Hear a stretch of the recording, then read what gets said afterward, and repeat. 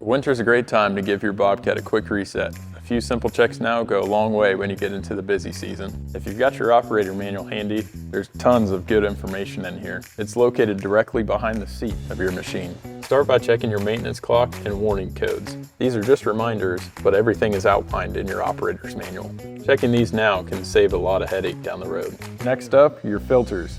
HVAC in the cab and engine air filter. Dust builds up quicker than you think, and clean filters help your machine run efficiently and keep the cab comfortable. Take a few minutes to grease your pins and bushings and check your fluid levels, oil, coolant, and hydraulics. Staying on top of your grease points and fluid levels extends the life of your machine. Now's the time to check your tracks or tires. We're going to look for any cuts, gouges, or uneven wear.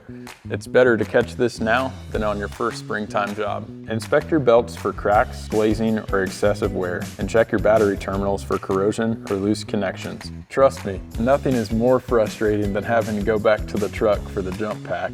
That's a simple winter reset.